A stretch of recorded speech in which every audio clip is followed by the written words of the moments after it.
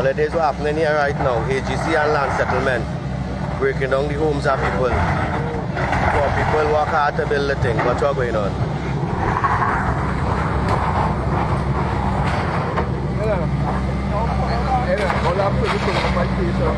Yes, sir, in your face. I said, yeah, so I man your fucking phone, you know, are you real bad, you know? I said in your face. I said you are going on here. I don't have time for people on the face. No, I tell you, you know, if it's okay, you are in charge of what's going on here. So I not tell you.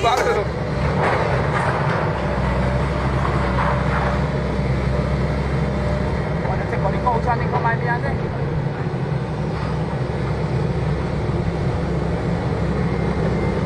What are the homeowners here?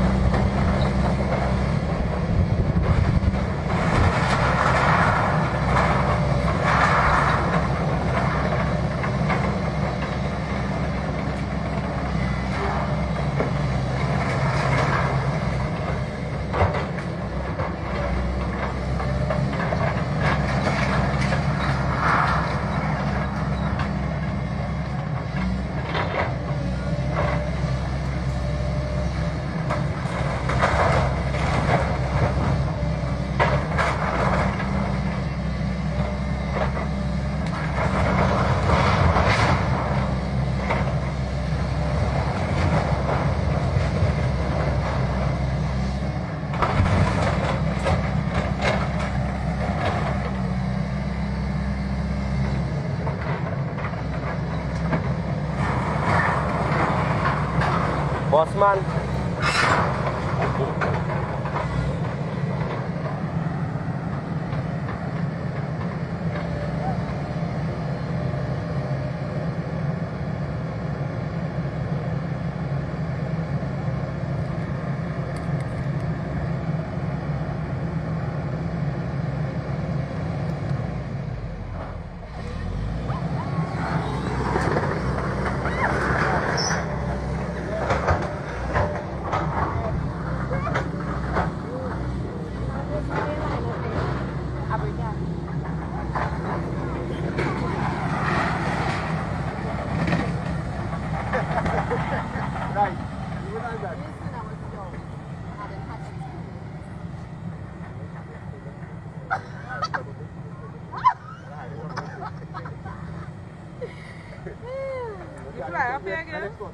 Yes. I thought it all over.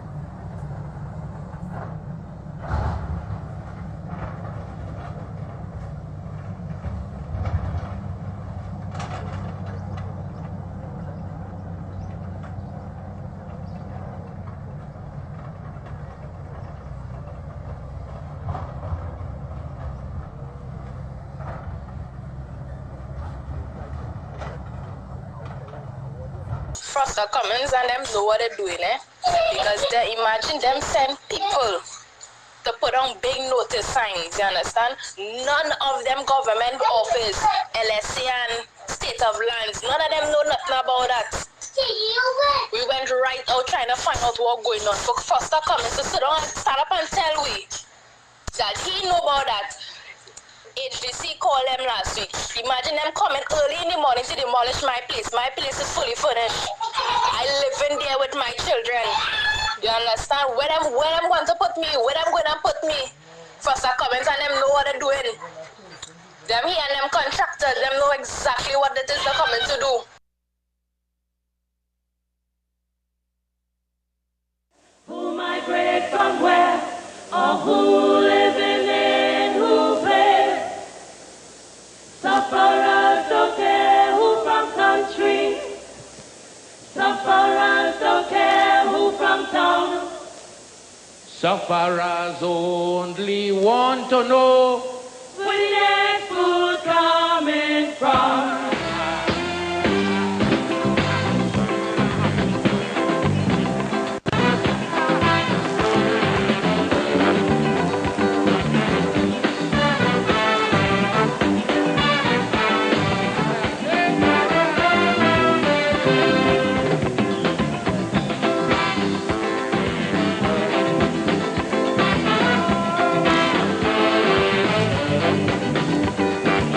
one for all them racists. That's one for the racists.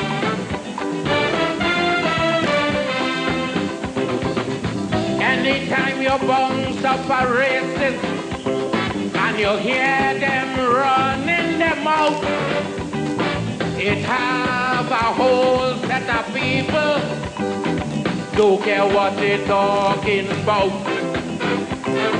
A racist is someone living happy and all their family doing well.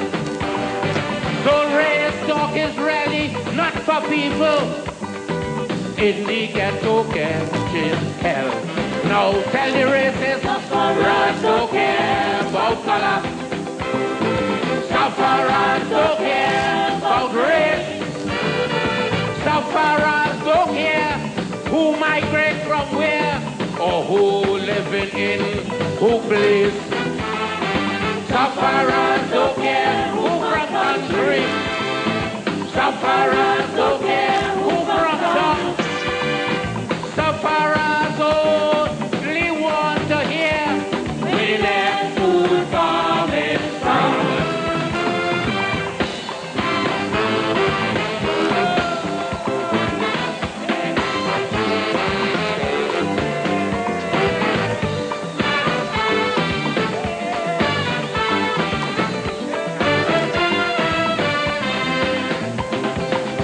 Get up early next morning, go down in the 10 days yard. You see so much different race, so much different people line up with the ID card.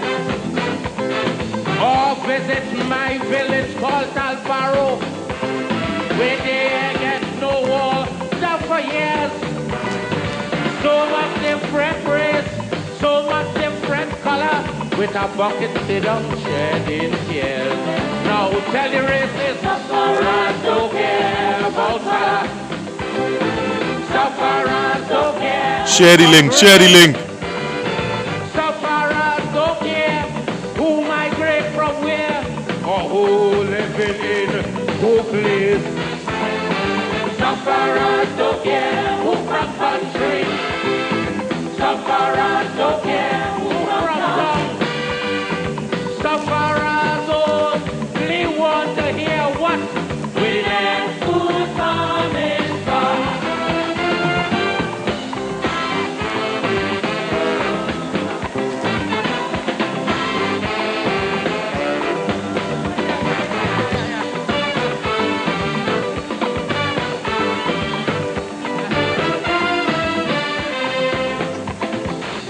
Visit the General Hospital, and I know that you would be shocked to see so much different race of people line up waiting on one dock, or pay a visit to the AIDS ward where they find no cure as yet.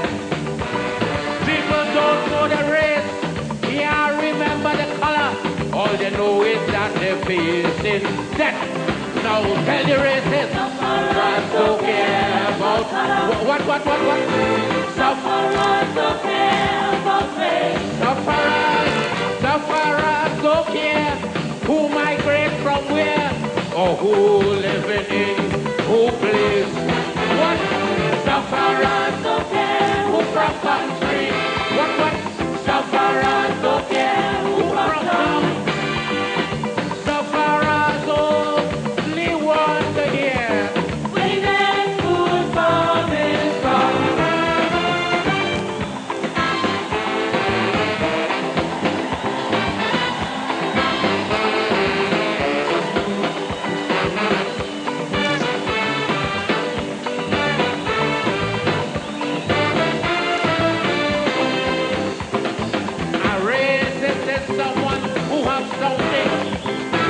Something that they want to protect. So they will always keep on talking the race talk till the day of the death. But poor people, we have nothing. Don't know where the next meal coming from. So I want you to go and to tell all them races, suffering makes us one. Tell your racists, sufferers don't care about color. Sufferers don't care about race. Sufferers don't care about race. No, sufferers don't care who migrate from where or who living in who place. Tell the racists, sufferers don't care who from country. Sufferers don't care who from town. Sufferers only want to hear what? When the next food bomb is gone. One more. Sufferers don't care about color. Sufferers don't care about race. Sufferers don't care who migrate from where or who living in who place. Tell the racists, sufferers don't care who from country. They don't care who from town. Sufferers don't care who from town. Sufferers only want to know when next love you. Love you.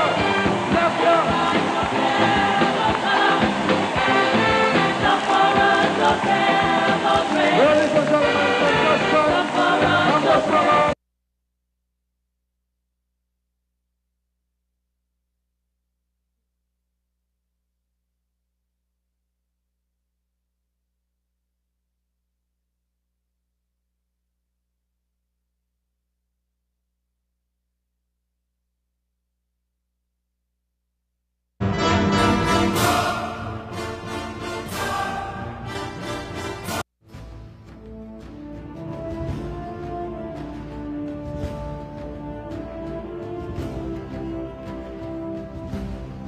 Good afternoon, ladies and gentlemen. My name is Renison Jeffrey, and this is the Workers' Rights Platform. We are broadcasting live from the Workers' Rights Network. Now today's I and Miss Candice Edwards, today on this program. Now people, today we would have picked up on a story that would have came on the heels of some homes was destroyed, and we would have played the video earlier on for you to see. Now the video with the houses that was destroyed,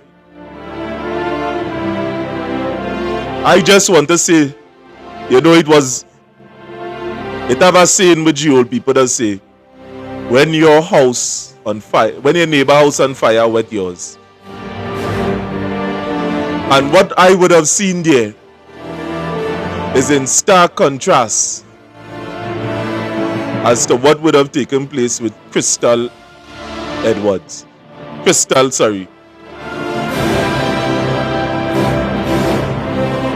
And that was horrific.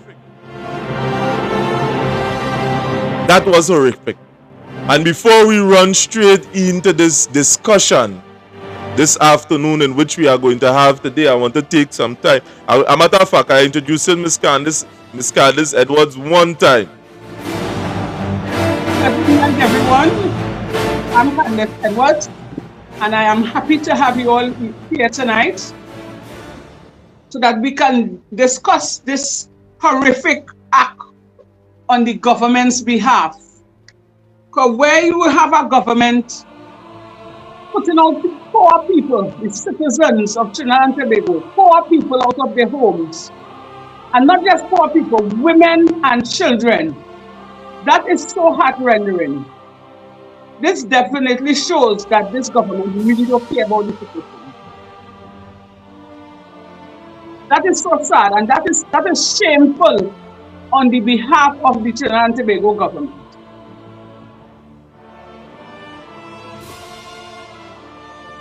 Back to you, Mr. Renson. Right. Now today we have an editorial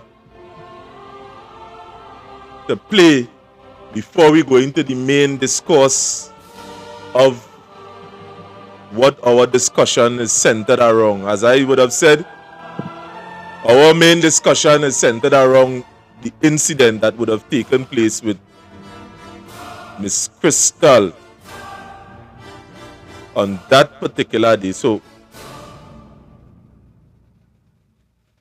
the many of you that don't know what we are speaking about, let us refresh your memory. Let us refresh your memory. I wouldn't wish this on anybody. For me, it's a nightmare. No crying on the camera. No, I wouldn't cry. It's a nightmare because it's not just Crystal alone. Yeah. So if it was Crystal alone, that situation would have happened too. She would have been able to fend for herself, right? But she have to fend for herself and 8 children. I wouldn't wish this on anybody.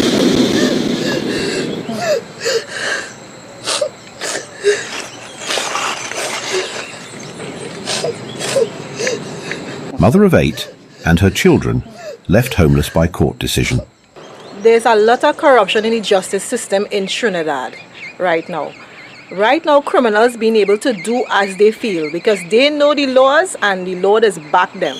Right? The justice system does not protect women and children. They don't protect the innocent. They say they're here to protect and serve, but today I sit down in my property that is mine. I have document for that. Me and my children are homeless now because of an uncle, a step-uncle, who decided to take this home from us, and a judge gave him the okay. The police came with him to put us out, right? The police was protecting him. Nobody didn't protect me and my children. Even though when I was here and they was tormenting me, the police never protect me from these people. I wouldn't wish this on anybody.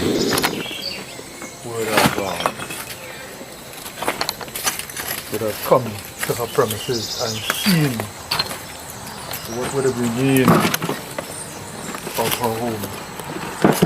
You know? That's why we would have come. To get the insight of this story. It leaves you for words.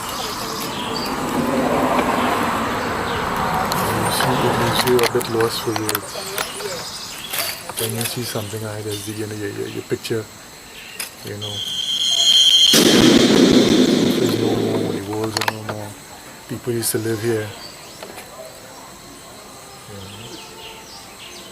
It's very heart-rendering. It's very sorrowful. You think that a home is somewhere you go, you return to, because you're tired or you're sleepy. It's a place where you return to because you want to get that nice sleep when you have a hard day out, and to come home and meet your home in this. I wouldn't wish this on anybody. I wouldn't wish this on anybody.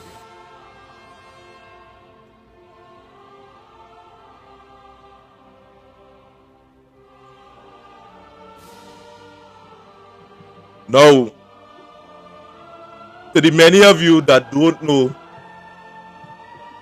what we are talking about, that was the issue with Miss Crystal that would have taken place in Rio Claro, in which she was left on the streets to fend for herself, her and her 8 children. Now, before we carry on with the show this evening, we want to take it a little slow. We want to take this thing, I want to take it down a particular path that you're able to see the stark reality of what is taking place within your country. And just a few days hence, we would have talked about the amenities that people would have received in a place like Venezuela. Now we are going into this editorial in which we and when I say we, the team would have done extensive research to bring this information outside to you, the people of Trinidad and Tobago, so you can have an understanding of what is taking place in Trinidad, in your area, in your country, and see why things like this must be shunned.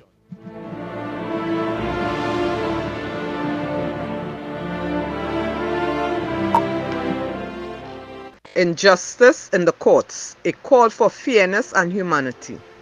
My friends, today we gather to shine a light on an issue that strikes the very heart of justice and human dignity, the unjust eviction of a woman from a home.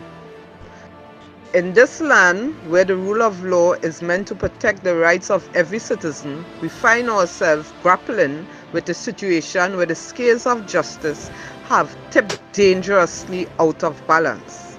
When a woman is put out of her home not by the weight of illegitimate law, but by the force of a court order based on unverified and dubious papers, we must ask ourselves, where is the justice? Where is the humanity in a system that allows such actions to proceed unchecked? In the words of the great American jurist, Justice Thurgood Marshall, in recognizing the humanity of our fellow beings, we must pay ourselves the highest tribute. But what tribute do we pay to humanity when we allow a mother, a daughter, a sister to be cast out of a home without due process, without proper verification of the very documents used to justify her eviction? Let us turn our attention to the law.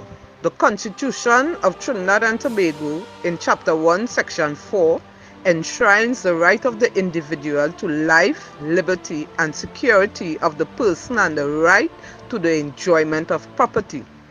This right is not merely a suggestion, it is a fundamental principle that underpins the very fabric of our society. It is a right that must be zealously protected by our courts and our leaders. Furthermore, the Protection of Tenants Rent Control Act, specifically Section 4(1)(a), provides that no tenant shall be ejected without a court order, and such an order must be founded on lawful grounds. Lawful grounds, my friend, require thorough and honest verification of the claims made by those seeking eviction. Without this, the law becomes a tool of oppression rather than protection. But this is not just a matter of national concern. International law, as enshrined in the Universal Declaration of Human Rights, Article 17 states clearly that no one shall be arbitrarily deprived of his property. The International Covenant on Economical, Social and Cultural Rights, to which Trinidad and Tobago is signatory, also emphasizes the right to adequate housing and protection against forced eviction. We must also remember the landmark case of Olga Teles versus Bombay Municipal Corporation 1985 in the Indian Supreme Court, where the court ruled that the right to life includes the right to livelihood and by extension the right to shelter. In that case, the court held that any action that deprives a person of their shelter must be examined with the utmost scrutiny to ensure that it does not violate their fundamental rights. Yet, despite these protections, we see cases where women are evicted without proper verification of documents presented against them. This is not just a legal failing, it is a moral failing. It is an affront to the very concept of justice. We must demand that our courts uphold the highest standards of verification and fairness in eviction cases. It is not enough to issue a court order without ensuring that the claims are legitimate, that the papers are verified, and that every step of the process respects the rights of those involved. To do otherwise is to turn a blind eye to injustice. It is to allow the power to trample upon the rights of vulnerable. And as Martin Luther King Jr. once said, injustice anywhere is a threat to justice everywhere. Let us not stand idly by while our sisters and brothers are treated unjustly. Let us raise our voices not in anger, but in a call for justice, for fairness, and for the protection of human dignity. Let us remind our leaders and our courts that the true measure of society is how it treats its most vulnerable members. So, I stand before you today, and not just to condemn the action of those who would seek to evict without proper cause, but to call upon each of us to be vigilant, to be strong, and to be unwavering in our commitment to justice. For in the end, it is not the force of the law, but the spirit of the law that will ensure that every person in this nation is treated with dignity and respect they deserve. Let us march forward, not with fear, but with hope and determination, and with an unshakable belief in the power of the justice to transform our world. Together, we can ensure that the scales of justice are balanced, and that every woman, every man, and every child can live in a society where their rights are protected, their homes are secure, and their dignity is upheld. Thank you.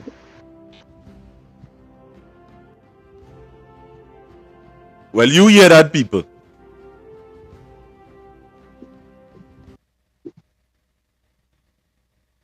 You say something?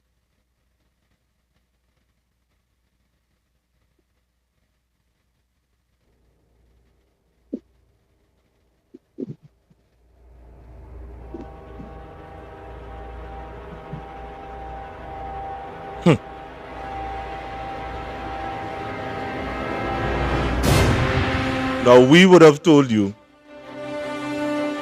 through intricate details in the past few days that something was wrong. Many of the times we were feeling it within our system, within our hearts, something wrong here. How come a court can make a judgment to put somebody out on the street just so? And we would have seen deed after deed. And nothing. Well, how such a thing is possible? But yet still, many of us that has tried to put us in a particular way, to be afraid of making comments outside here. What is the basis of fear comment? What is the basis of the Reynolds privilege? When every time somebody have a particular comment outside here concerning these ministers and the justice system, they find ways of muting you. They find ways in stopping you from saying things in the public domain that will bring a certain type of a questioning towards them. Are we forgetting these laws that exist? Are we forgetting these landmark cases that it have outside there? Everybody have a right to live. Now, cleverly, the other day when we was talking about the dengue thing within the Point 14 area, a particular person would have raised a point and they would have said they have a right to mind their family. But everybody else have that same right. And the thing about it is this: when your right is clashing against my rights, something is wrong somewhere.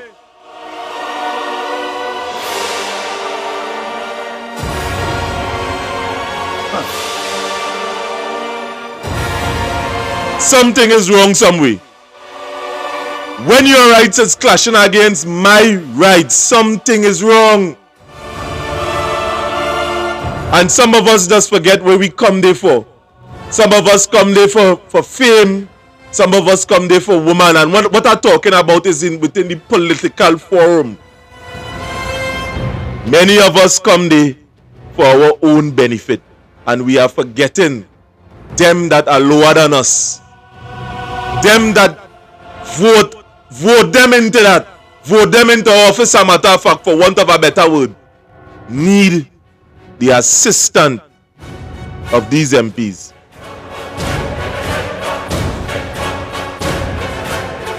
I don't want to pick up too much of the time in it because there is something that I want to talk about specifically. Something that they call the planning fallacy. And many of us just get carried away. When we start a venture, I don't want to dip too much in these stuff. Candace, you have anything to say on that particular topic?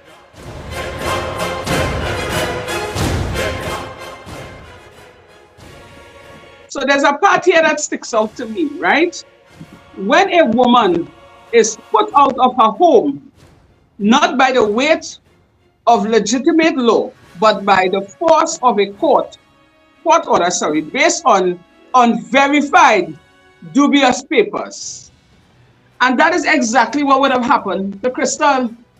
Because she would have said, remember, she would have said that when she did get notification that she had to come to court and she appeared, and together with her lawyer, the magistrate did not want to hear her, nor the lawyer, not even to take a look at the papers that she would have produced before the courts.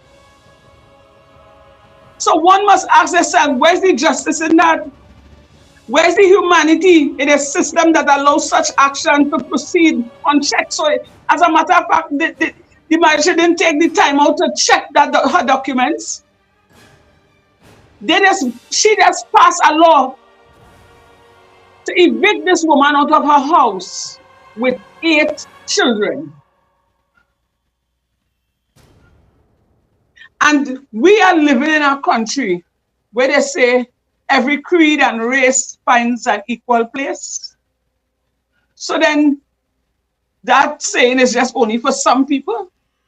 Because had the magistrate took his or her time to go through the documents, because we would have seen the documents firsthand,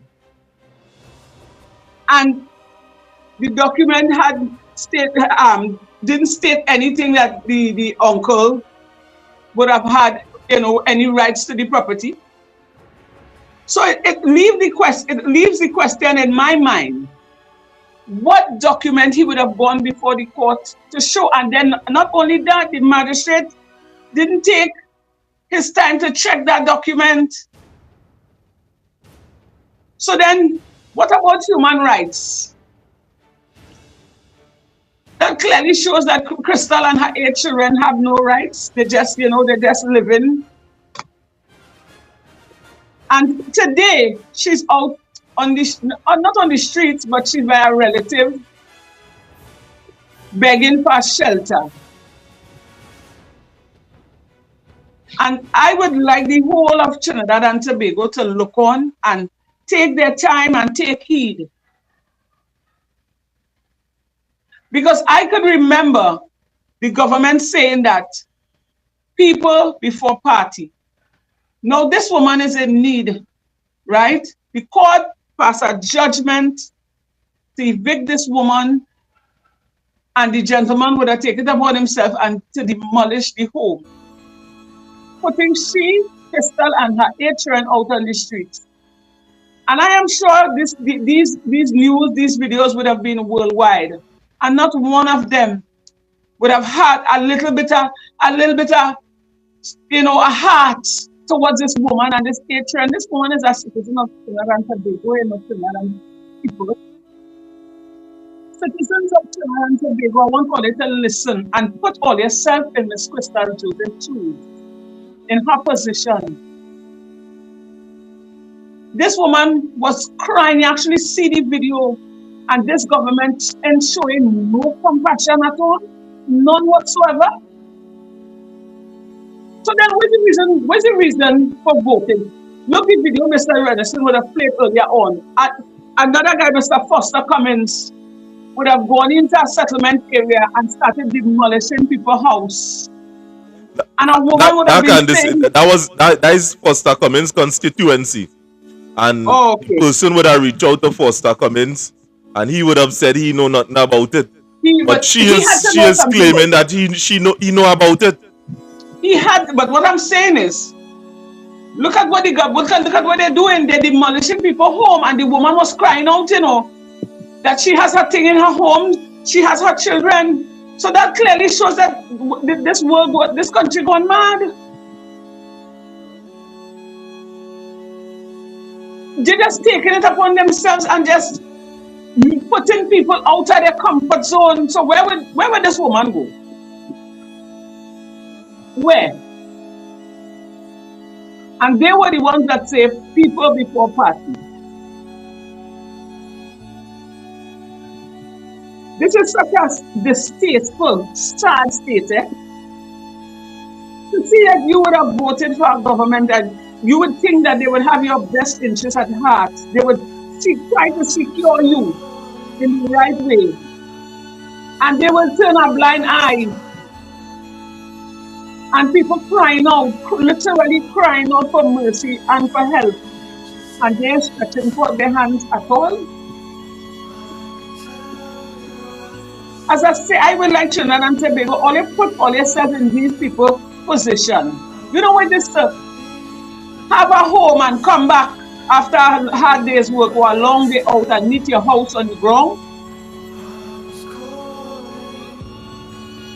That ain't good enough, Trinidad and Tobago. Of course not. That is not good enough, Candice. I mean, you know, according to you, you go out and you come back.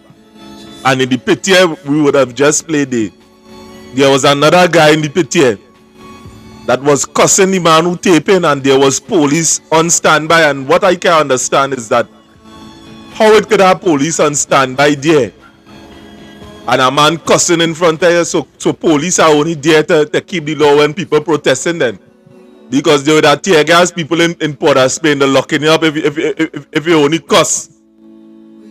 So where these police and them here for? To do what? To protect you when you're protesting? It's a form of systematic oppression that is taking place here. Police there, on the scene, a man taping the video, and you just cussing, you can't tape me. I can't say you would have seen the video. I would have seen part of it. But my thing is this, how much more? Tell me how much more could the citizens of Trinidad and Tobago take on? Come on, the place done hard already. Prices of everything going up sky high. People can hardly feed their family. They can hardly even send to buy books. They saw a video where a woman thieving books in a bookstore. If that woman had money, you think she would have gone thief? The country's so hard, people can't even afford it. And on top of that, only trying to make people homeless. No, Candice. I see that you're out of it today, and you know, what was this experience that you had today that causing you? Because let me get this out of your mind, because I seen it in you. I seen the beat down. I seen the sadness. So before we go on with the show, what going on? Wow. Well, I wasn't really prepared to talk about this tonight, because no, but you ain't bound to go in depth detail. I'm not going to go into. At the end of the day, we come in here on this platform, and yes, we give people an air too. But at the same time, you know, your energy level had to be up. There is nobody that does full back that. You understand? And you have to depend on the people that are wrong here. You know, we just talk on a personal level. What going on? Well, Mr. Renison, as the public would have known, the same situation that would have taken place with my 19-year-old son, right? The court matter is in a couple weeks. right? And it had me a bit sad, you know, and the situation had me a bit frightened as well, eh? Because I know the fact that I am here on this platform talking out for my rights, I still have to watch my back. Because shortly after the incident would have taken place where Lamuel Cortez would have arrested my 19-year-old son and charged him, about close to about a month after, I believe, they would have arrested my 31-year-old son and charged him for drug trafficking. And the officer would have told him, upon arresting him, "I'm giving your mother she business to mine." And from since then to now, I haven't really been myself, because it's hard to know that, you know, if I wasn't on the spot to see what took place, sorry, I would not have been, you know, coming out and talking out and trying to share the experience as to what I saw take place. But the fact that I was there and I saw it is a nightmare, as the officer would say when he, you know, he threw out thing on social media, he is living in my mind rent free. And I told him, yes, he is, because, you know, to see somebody commit an act, an officer of the law who's supposed to protect and serve, commit that kind of act, you know, I have been reliving it ever so often. And the fact that he has to go before magistrate court to answer charges that he knew nothing of, he and the two other young men, because the two other young men, they get locked up for what they saw the officer did to my son. You know, Mr. Anderson, it hard, you know. We had to get it out, you know, because you see, you can't represent people at the end of the day, and you know you're going through a struggle that does destroy you from inside. Because there are many times that, you know, I go come up here on this platform, and sometimes I have personal issues to deal with, and sometimes it does prevent you from even speaking. Yeah, just close your mouth, because I mean, yes, you're seeing the injustice outside it, but yet you are seeing your issues too at the same time and trying to rectify it. Sometimes, I mean, let me be real. Jesus, the most famous sermon, when we just call the Sermon on the Mount, when he would have done, "Thou shalt not think, blessed are the merciful, blessed are this one, blessed are that one, blessed are the peacemakers." When he left that most famous service, that sermon, he would have fed thousands of people. And he sent his disciple first to get he said, "Go and purchase food for them." He said, "We know nothing." And he said, "Give me the 3 loaves, the 2 fishes and the 3 loaves." And he blessed it and he feed the multitude. Sometimes when you're giving somebody a message for yourself, you have to be fortified in what you're doing. Now, we would have come today to have a serious thing planned out. Now, I'm not asking you to go in depth, but talking about certain issues, it tends to relieve some stress. Because what you are going through, somebody else going through that in a Candace. Somebody else feeling what you are feeling, and they had a platform like this. So this is what the platform is about. It's not just highlighting issues that other people in. It's putting your issue too. You are open to the public. Just like the oppression that's come. And here where it is, you feel, when I now start this, the police was recklessly antagonizing me. And I could call names of how much officers in the Point 14 station, but not everybody does fall prey to that, because some of them would have called, "Man, still give me the heads up." The special branch come in and look for you. They come in and ask your neighbor, "What time you coming home?" Well, actually, you understand where you're eating? That would have been the main thing. That is the main situation that had me off tonight, because I would have gotten a phone call today and they told me I am not out of the woods yet. Tell my boys and them to be very careful, because they're planning to come at them again. And you know, that I wake up this morning I started to cry, I started to pray. I said, but what is this? What really going on? You know? And you know what hard? I turned to the government for help. Letters were written to the attorney general, the commissioner of police, the prime minister, and everybody seemed to turn a blind eye. You know, nobody ain't paying this no mind because this is not a serious thing, but this is our life, this is our freedom. You understand? Mm-hmm. This is my freedom. This is my children. I bring forth these children. I bear these children for 9 months in my womb. And to see an officer of the law decide to advantage him for whatever reasons, you know, it's hard on me.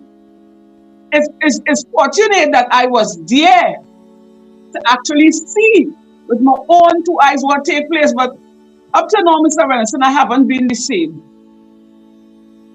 And tonight, it really, you know, I just trying to keep myself from crying because I'm feeling the weight on my shoulder. And I keep asking myself, why? What causing all of this? Just because I stand up for my rights? And the person even went on to tell me. So I asked him, I said, but why? All right, they don't charge the first one. They charge the second one. What it is they want from us? What it is they want? The person tell me, you're talking too much. You're supposed to shut up.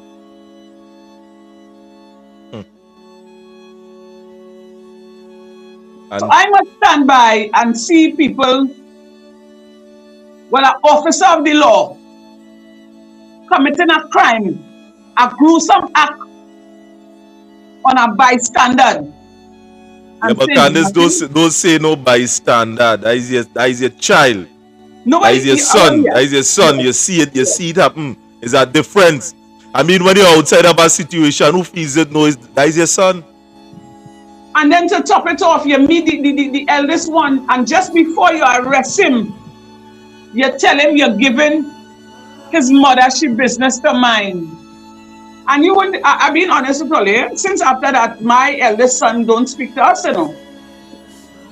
So they not only damaged my sons, but they put a rift between the family.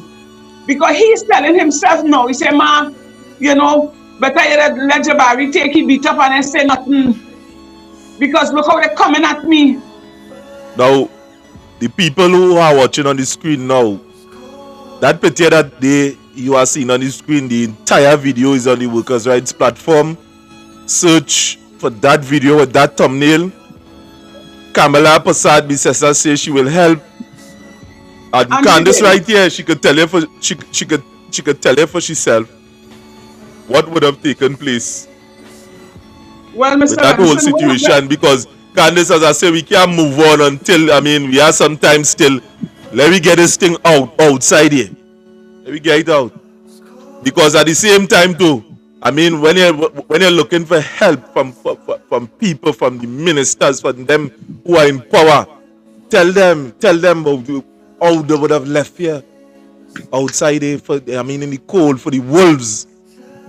Well, it's exactly that what they did, and that's what they did, you know, because after I would have gone on social media and I would have write letters to the commissioner and to the prime minister and to Fitzgerald Hines and all of them. The commissioner, she wrote a letter. She responded by writing a letter stating that she's looking into the matter. And right after that, they target my eldest son. So that clearly shows that she wasn't doing anything. That was just a Panadol for her to take. That was just, you know, a comfort to a fool. And it's so hard. It's not like what I said to them, you know, it has some parents that know their children in foolishness and they just abide with it. Mm-hmm. I went to them in the beginning before all of this happened. And I said, here what? I do not know what is going on in my home. I do not know what my boys and them are doing. But I am a no-nonsense, but concerned mother. Share with me. This is what I went to the officers in charge of the officer in charge of the task force, Mr. Mirage, and I spoke with him. He took my name, my son's name, my address, and my number, and he smiled. And that was the end of it. Only for that situation that happened Tuesday morning, followed by the other incident with my next son. So then when will it end? Now, Candace, you see, you're going, you see, there are people that don't know about it. And as again, we don't want to go into the in-depth details, but people need to know a little more. So the thing that happened Juve, they may not know the thing that you're talking about. You who are privileged to the information and are experiencing it, go know what you are saying, but the general public may not know what you are saying. I mean, the thing that happened, where is that thing? Right. Where it is? So I'm going to relive the nightmare. So on Juve morning, I was in Sandy Grande. A couple feet away from my son. I wasn't too close to him because, he was lying with his peers and I didn't want him to feel uncomfortable that I come down the road to mark him. So I decided to stand a little way off. Right? And I was watching him. But the Thursday before Carnival Friday, somebody would have sent me a video which they would have taken while the officers and them met him coming from work. Right, they were searching him and asking him his name and where he living and all of that.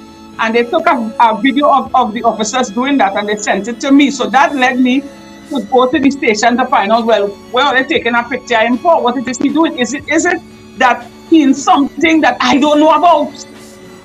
That is when I went to the sergeant, the person in charge of the task force, right? That is what made me start follow up on this, because I never see police coming just on taking your pictures, and they did it more than once, right? Just that time they happened to get it on camera. And on Juve morning, I decided, well, I will go down the road and make sure everything okay. But I ain't tell him I come to mark him, but yes, as a mother, I am that type of mother. I will come down the road and mark you. And while I was standing there, I saw the officers in a formation walking up. Right, police and soldiers, and then they came back down, and then I saw Lamuel Cortez. But at the time I didn't know he was Cortez. I saw the officer walk in the direction of my son. So I turned and I'm watching him. So I'm watching now to see, well, why he walking in that direction. But then I said, probably it's not my son, he going behind. And then I saw him take the tip of the baton and stick him in his throat. And then I saw my son kind of gasp for breath. So I run over, I said, what's going on here? What does he do? So the officer watched me. He said, ma'am, stay out of this. I said, no, I am his mother. So he stopped and he paused. So one time he just hit him a baton in the belly and started to beat him on his head and fling him. And then a whole set of officers surround him and started to beat him. And I could remember seeing Officer Cortez literally hitting my son, some baton in his penis area, and my son blocking. At one time I saw like he passed out, and then he come back, and I stand up there and I bawling and I crying, and it was licks evermore. They beat my son like a dog. One of the gentlemen who was standing there, he pulled me back because I'm trying to get in, I'm trying to save my child, but I couldn't save him. And the gentleman was standing there. He said, Miss Candace, you wait. I see what happened. I see what happened. And then he turned to the officer and he said, why you wicked so boy? I see where you do the man. So then the heat turned on the young man. And they start to beat the young man and lock him up. I followed them to the station and I was quarreling. I saw when they searched my son, they hand me his cell phone and his wallet. Only to go back in the station, because the time I can't stay there. When I come back, only to find out that they say they find him with a knife. And then there was another gentleman that was there. He said he saw what was taking place. And when he said he got frightened, so he raised up his hands and he pulled up his jersey to show them, well, he don't have nothing on him and he's not a part of that. And while he was looking to run off, the young man said, Cortez, hit him. He just feel somebody hit him from behind, and he fall to the face, and it was licks on the ground. So then I started looking for help, and I started to ask for help, for protection from the Trinidad and Tobago Police Service, because they had the ones that was attacking my son. Because I didn't see my son cursing or throwing water on nobody or waving a knife. And because of that, up until this day, I just relive that nightmare, Mr. Renson. I just relive that nightmare. And today when I get a phone call, that offset my whole day. I said, well, what next? What next? Because I'm talking too much. They say all over the social media, and they had to shut me up.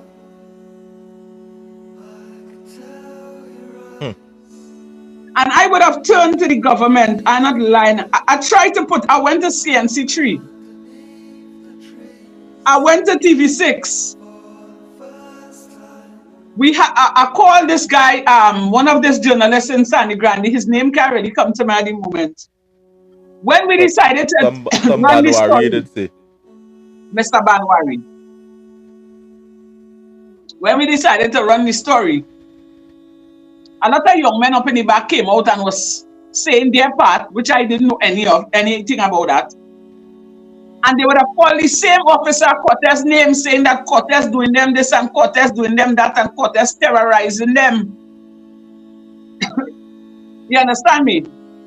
And when we were thinking that the story would have aired the correct way, Mr. Banwari cut it up.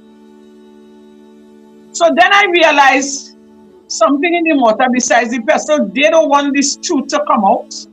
They're hiding something. So then shortly after that, the same day, he called me and told me that they're having a crime watch town meeting, and I am to attend because the commissioner was coming.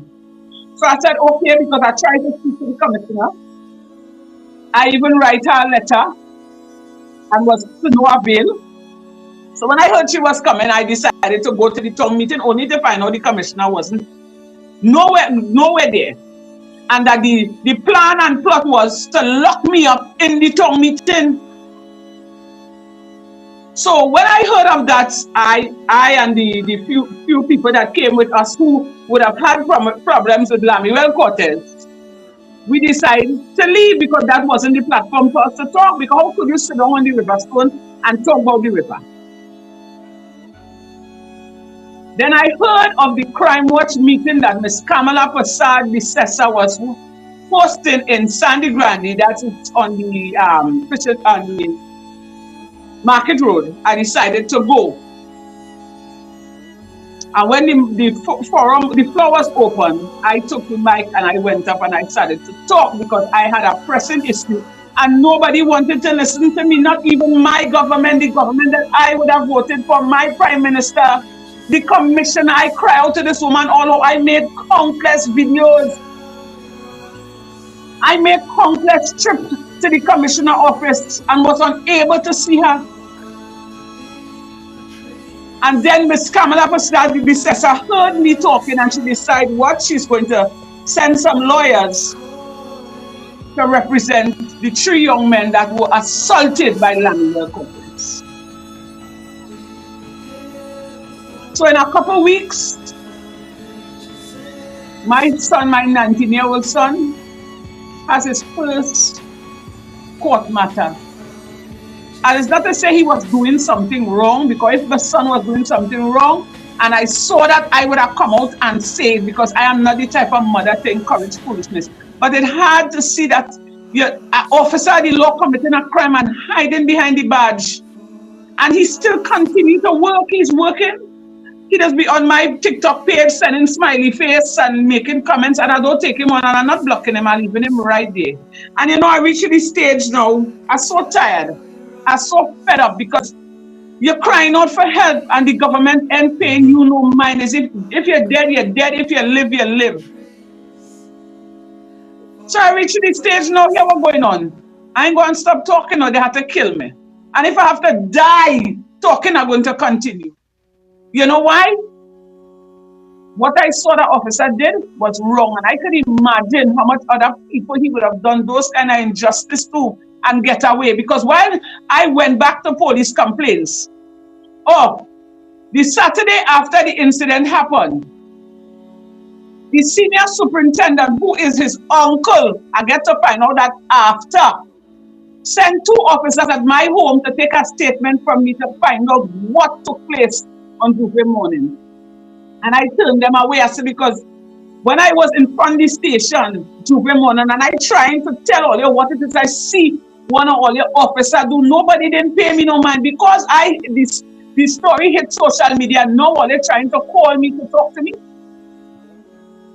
Though that happened this Saturday, this Sunday morning, while I took my son back to the hospital, somebody from Professional Standard of Bureau called my phone. Actually, they went by my sister's house and asking for my whereabouts because they want to speak to me about the same thing that's surfacing on social media. So they are aware, they know. And whilst I was in police complaints, I heard one of the officers said, oh God, what is again the amount of reports we have on this man. So the amount, let me tell me, all you have reports on this man where it is alleged that he doing this and he doing that, and nobody can step in. And this officer is a SRPA. Nobody can step in to do a little investigation as to why so many people complaining about this one officer. So now it has to lead to this. Now the others would have taken the abuse and stay quiet, but I can't digest that. I cannot. So they jump from one of my son, the youngest one, to the eldest one, and mind you, they chain up my eldest son's head and make him plead guilty. Right? It's only God alone know how that magistrate did not sentence him to prison. That she just charged him a fine, and that is God's work. Because the intention was for him to make a jail to get back at me because I'm talking too much. That's real hard, you know. To see that I am a law-abiding citizen, I am not in drugs. I don't have no drugs in my home. I don't deal up in no crime. My son, my 19-year-old son, he is a working young man. He works. The eldest one, he does do gypsum. He's into well, he does suffer with his back. And all of a sudden, he always in Sandy Grandy. All of a sudden, all they just decide to target the eldest one and charge him for drug trafficking.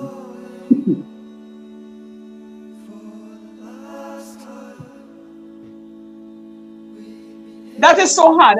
I'm being honest. To the public tonight, I'm not myself.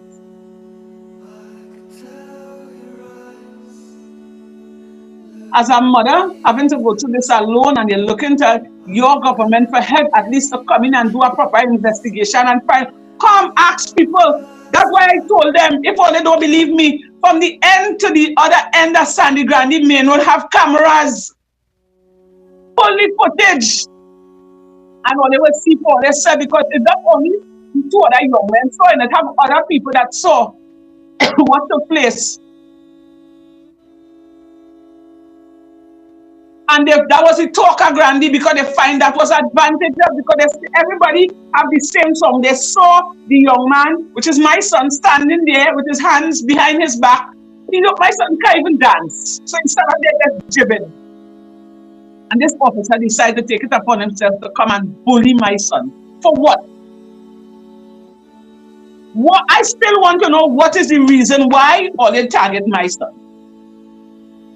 And after that, to add insult to injuries, 2 young men who he knows that he never had no bacchanal, no quarrel, no confusion with, meet him in front of the station and put a proper cutlass on him and almost stab him up to death. So, one of his co-workers that saved him, the 2 young men walk in the station, sign the book, and walk back out, and not a police apprehend them.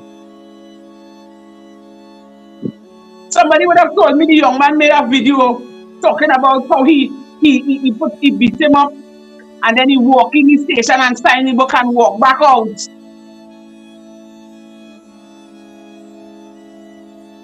We decided to press charges.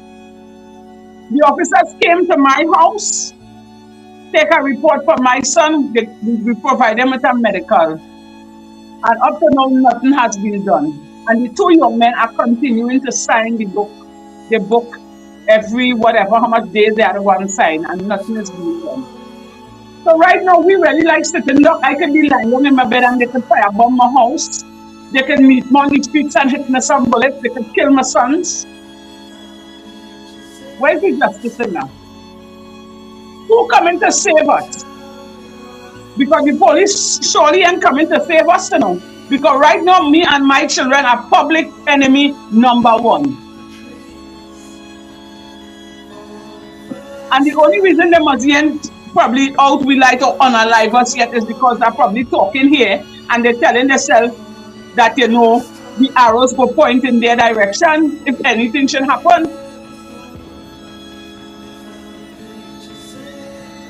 I've been living a nightmare. I will put on a smile on my face. I will go to work every day and it seems to appear that all is well, but all is not well, Trinidad and Tobago. We living in a country where it's sadness and sorrow all wrong. And when you look into the government that you would have put in power to protect you, nobody is coming to your rescue.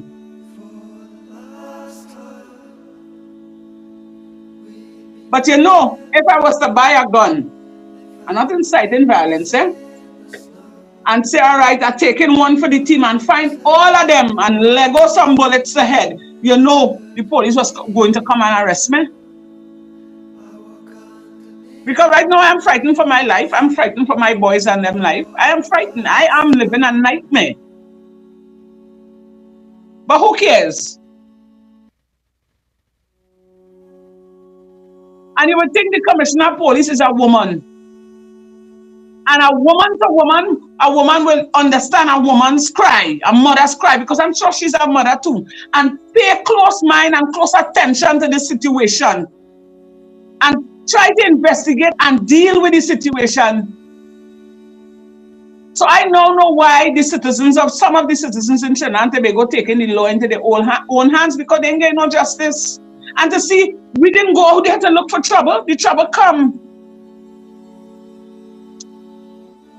Tonight, Mr. Ernestine, and tonight, viewers, I am not myself. I've been real with all you. It haunted me. And the fact that knowing that my baby, my last son, has to go before court, the only good thing come out of this is Prasad Bissetta help us with a lawyer. So we have a lawyer to stand up and represent us. Because I don't know where I was getting money to get a lawyer to fight that case. That's the only good thing that happened. And, you know, well, he ain't dead. But it haunts my mind because, oh God, Jesso, what caused this? Since when the police becomes the oppressors? Isn't the police there to protect and serve? What really going on in Trinidad and Tobago? Now, you just wonder why the citizens have no respect for the police. Ask yourself that question. Why they don't have respect for the police? Long time as a child, when you see a police or you do something wrong and your mother or your father tell you, hey, I go and call the police, they straighten up. Now when the citizens see the police, they're cussing in front of the police. They have no respect for them. Why is that? And this is only happening today, you know, this happening years now. And I am sure I am not the only person who would have gone through this. And didn't have the voice, the vigor. They didn't have the voice to come out and actually tell their experience.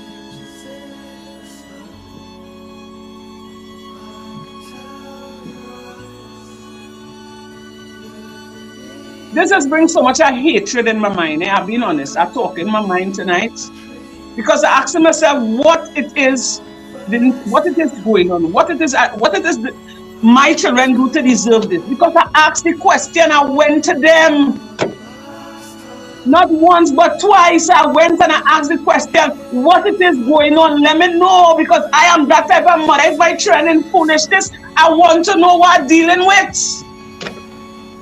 And the reason for doing that is because the street in the back by me, a woman lost her son. They came to the woman's house and they murdered, they shoot the woman's son and kill him. I don't want that same thing to happen in my house. I don't know how I could deal with that. So I decided to take in front before in front take me, and that is what I've been doing. Because I don't want to have to bury my son or my sons. That is hard for mother to digest. And when you expect the law is to protect you, is the law those are the ones coming and committing the crime and causing injustice and grief to your heart for no reason. And the government turning a blind eye towards it.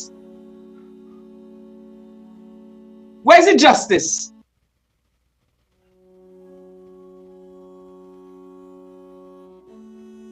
You know what some of these officers showing me that they don't care, you know. And if they kill me or they kill my son, they will sweep it under the carpet and say it was drug related or he was a shooter. And that the thing, you know, Candice, are you into any, other acts? Although, I know you for a considerable amount of time since the incident, and after that, you know, we'd reached to this position here in which we co-hosting a program together. Are you into any drugs? Or do you sell drugs? Do you have guns to say, well, the police could run in and say, that's the easiest thing for them to get a search warrant for, you know? Are you into anything like that? I want to know.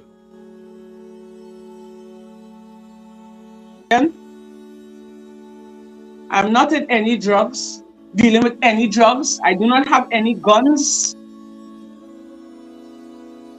Anytime the police is to come in my house, they would have to be walking with whatever they have to plant in my house. I'm a law-abiding citizen, and I wouldn't look good in jail. I cannot take confinement. And you're not in, are you into any gang? He's a gang leader. I know. You have any tattoos to say, well, you know, he's a big gang. I want to know, because these are the things that is used to enter your premises. And at the end of the day, to try to get a setup case, because we would have went in the prison. And as a matter of fact, I have a situation where I was arrested without a charge. So you can't tell me they don't have innocent people inside of it. You can't tell me that. Right about now, I have a matter before the court, before High Court, for a magistrate in the Point 14 court. As a matter of fact, her name is Alicia Chanka. Would have ordered my arrest without even self-charging. And this is the thing that is going on. So I could talk brave and tell you that. So you tell me something, Candice. Are you a gang leader? Because there's the kind of thing that's using it make me reach a point that I would have archived certain documents that if anything happened to me on a personal level, you understand, is to release everything. It's too much of corruption taking place here.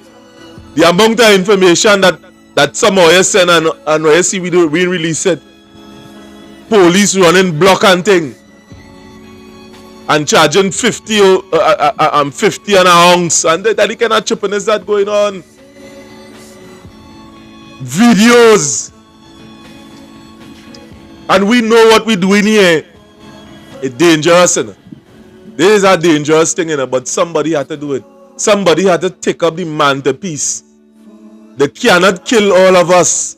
If all of us come out here and stand up and say something and speak out on the things that is taking place within your community, things like this cannot go on.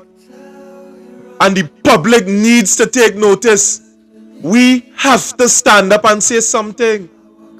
We're going to leave the country to this fall apart through systematic oppression. The police have a long history as suppressing citizens. The police would have inherited that from colonial days. We would have done the research here on this platform. When the police force was established in Trinidad and Tobago in the 18th and the 19th century, when police used to have short pants, their main aim was to protect their colonial masters from the citizens. So they you start slave and indentured laborers in Trinidad. And the main aim of the police was when it had a revolt that they stand between the slaves and the oppressors, and it shift because the mentality of the police force didn't come out of that yet. We know sometimes men gonna shoot the fling gun on them. We know that, they say that. The other day,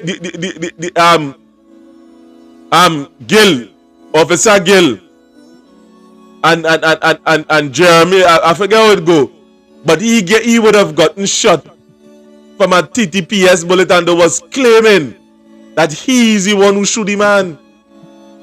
A police officer. What come out of that? What come out of that? And we had the famous Bernadette James case, in which Abu Bakr would have come on public television and would have said about the case about Bernadette James, where she would have seen how much the drugs in the airport, and all of a sudden on a training exercise, she was in the center of a bus, and she would have picked up a stray bullet. At least that would have said, we know. And these are the things that is taking place with the police force. Police coming out plain and say, I go set you up. On crime scene, it behind the marking, the shell casing of the regiment numbers and some of these on some of these things. We have a serious problem in Trinidad and Tobago that needs to be addressed. And one person can't do it. They could come for one of us, they could kill they could kill one of us. I doesn't like to use these words, but a multitude of us, the thing will be so easy. And there is strength in numbers. If it didn't have strength in numbers, God himself would have never confound the language of the people when they was constructing the Tower of Babel. We could do this thing here together. But you have to believe in yourself. The oppression of the people of Trinidad and Tobago could stop in the morning. It could stop this very second. If you understand the power that you wield inside of you. What you feel when I come here sometimes? Yes, that's sometimes when I come here, my spirit low the same way. But this year is a commitment to what? You feel it any money in this, that nothing like that in this. It used to. Everybody doing it. But we come here with a purpose as to spread the message that are not being highlighted by mainstream media. And what Candace would have now talk about there is something that would have never reached mainstream media. They cut it up so small. I remember, and I always remember when I saying that, long time when my mother cook a pilau, the meat and them like mincemeat. So, the cutting up your issue so small to fit it in a little time block that if you already blink, you miss the story on CNC3 and TV6. So what we do here is provide a platform that you could express yourself. And don't get tired. This year, it have a window. This thing could close at any point in time. Because we never know what the future could hold. Or what the future holds, a matter of fact. So that's why every time on every broadcast, we urge you, get in contact. Let me put our minds together. And bring stories that are outside there that are being shoved underneath the rug that is unprecedented. Men, the systemic way that how thing was done long time, that have significantly changed in this dispensation. It's a TikTok, it's a YouTube, it's a WhatsApp, it's a Telegram. These are avenues in which you could tell your story. And I reached a point that, it didn't make no sense here reinvent the wheel. Sometimes we take stories and recast it, so what? Most of the information we just get it from the people. Yeah, Candace. The reason for coming out again with this is because, as I said before, we Trinidadians have a tendency to forget things and that is what the government does is banking on it. Because they know we're an island, we like to party and enjoy ourselves, so in a time frame we go forget about, the issues, the real issues. But you see, this issue and many other issues to come should not be forgotten. Because the ones that committing the crime, that doing the ones that is in authority, that is committing the crime, committing the bad acts, it just dying down low and then they're coming again and doing the same thing over and over. So issues like this must not be forgotten, not because it is me. It would have happened to many other people too. And because they don't have the guts, they're frightened. You feel I'm not afraid? I am afraid. Fear rock my mortal body. But what I'm going to do? I have my children to save. If I can't save them, who will? Because the government surely ain't doing it. So stories like mine, Crystal on, you understand me? And others to come that frightened, that we urging on it to come out. Say all your part. Let all your voice be heard on this platform. It's about time. The government say they're in power. They hear people before party. Well, put us first. They only know us when it's time for election. My situation and many other people's situation like mine needs to be addressed. Where's the justice in that? So they're waiting until they come and kill we out and then the story die a natural death. All I am fighting for is a peace, and for my children to have a decent life, Like everybody else, Candice. Like everybody else. A chance to live. That is what I want. A chance for my boys to live. A chance for me to live a comfortable, quiet life. Because before all of this, we were quiet people. That is why I keep asking. Come in and do proper investigation. Find out if they're on shit. Well, if they're on shit, they're on their own. I am not the type of mother to encourage foolishness. But all because I come out and talk on what I saw Lamila Cortez did to my 19-year-old son, they decide to penalize the 31-year-old. You understand? So you see, it's a network. They're networking because I'm talking too much. I was supposed to take my advantage and shut up. But you know, it have people that go take that. You see what I see and what I go to. I sure it have people would not have taken this route that I turned to. And the other people will go home and wait for him by the house. And I choose to come here and cry out to my government for help. And they literally show me they don't care. They do not care about Candice and Edwards and her children. They don't care. This government naturally don't care. Until I was in the station this Friday before Carnival, and about 7 to 8 young men come in the station with some people to sign. And at that time, I did not know if they own bail sign. I said the station giving lessons. So hear me. What are they giving literacy classes? The officer laughed. He said, no, ma'am. Is there bail sign? And I said, what? He said, yes. I said, okay.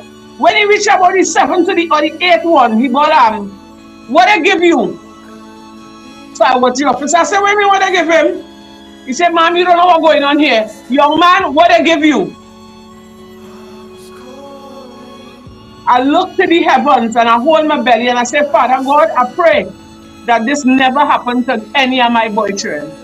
You know what it is for police to set you up with something that you never do or you never have and you go to jail? So then and there I understand when they say not everybody in jail guilty. So an officer could just end like you and set you up and send you and tie you up in the system. Because that is exactly what they tried to do to my 2 boys.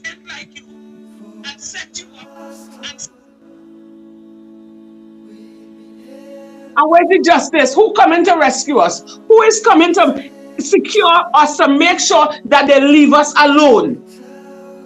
No, I know when somebody commits a crime or they do something wrong, they take them before the court and let the court pass judgment. Either they go to jail or they pay a fine. But since when the police beating it, like back in Kunta Kinte time when they're beating the slaves and them like dogs?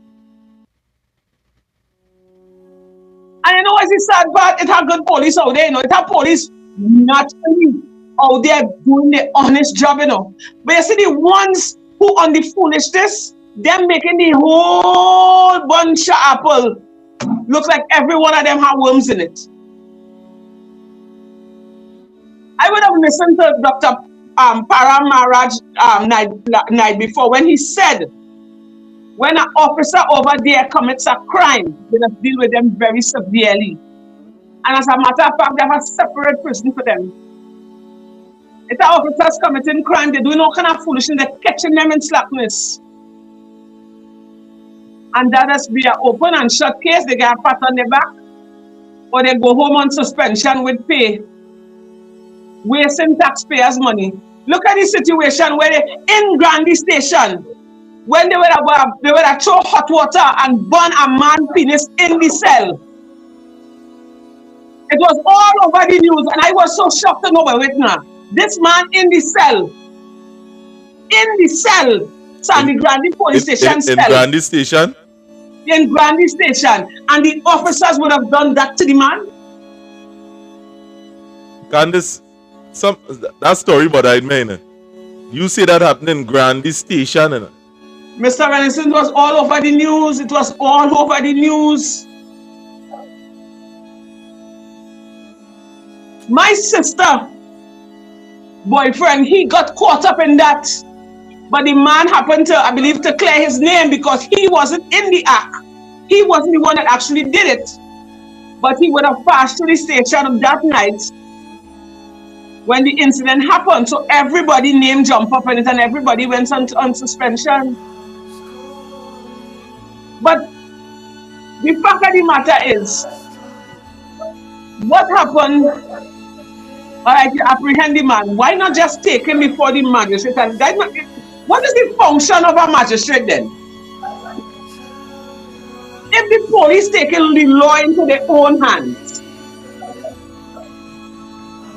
that is my question tonight. What is the function of the magistrate court? Because when a police see you, they want to meet you and beat you like a dog, you know, and humiliate you and embarrass you.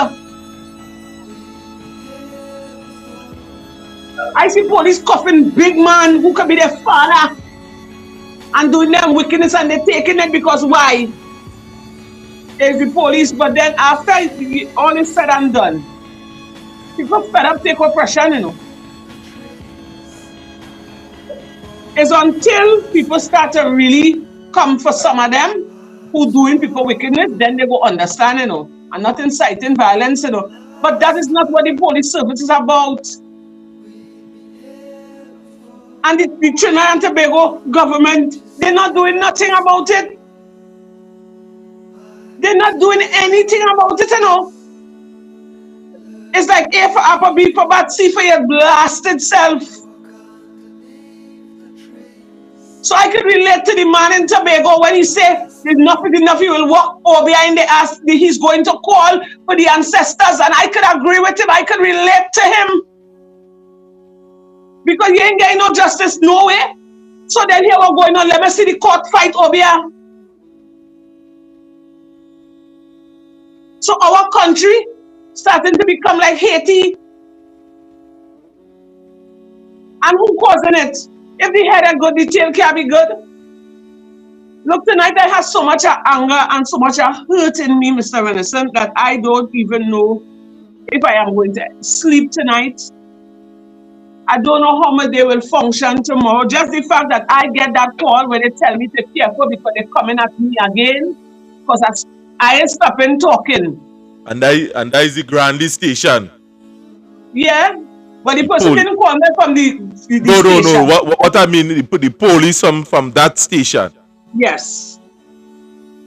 Right. They tell me careful, they're coming again. Tell my sons to be very careful, they're coming again. Because they intend to make me feel pain because I come out and talk. So I must take oppression, take victimization, and hush my mouth and cool it. What am I to do? Tell me now. I didn't ask for this, you know. My children didn't ask for this, you know. This was brought upon us by the officers, some of the officers in the Sandy Grande police station. I never commit a crime in my life. I never fight with nobody, I never kill nobody, I never thief nothing from nobody. I don't have a record in the station. My 19-year-old son, he never thief from nobody. This is his first court matter. And to see is an officer of the law who give him a case. The eldest one, he never had no court matter. Lo and behold, just so, they lock him up, charge him for drug trafficking, chain up his head and make him feel guilty. And he didn't even know what the hell he do. And tell him that I'm giving your mother she business to mine. And up until this day, my eldest son is not talking to me. So you damage my family and you put a rift between them and his family and his son because he has a son. And I showed he wouldn't like that for none of his family or his children. Where is justice in that?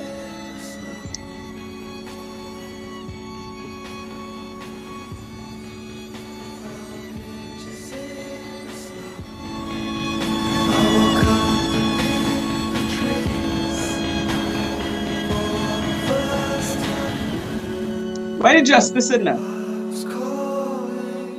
Who cares? Who really cares? Who cares? That's the question I'm asking. Who is coming to save us? Who is coming to put their foot down? You know, if it's a government minister or somebody in authority, you know they never do that. Even if they make a mistake and apprehend that person in authority, child or children or whoever, that case would have been dismissed so fast. And they would have never been harassed again, never in life. But because I am I would say a nobody, a single mother with a big mouth, as they say, they're trying to shut me up. Wow. People of Trinidad and Tobago, this is the reality of situations that exist outside here. This is the reality of things that, this is what we are facing here on the ground. And this thing could have not been done in no other way because this wasn't the topic for tonight. But at the same time, when you're hearing it, sometimes when you're in somebody's company for so long, you just start to feel something. You just feel the emotion. And since we would have started from this afternoon here, I mean, I could not go on being the main host sometimes. But people, we going for a break. We can't run this thing hard. We going for a break and we will come back on the back end and we go chop this thing up. We will chop this thing up.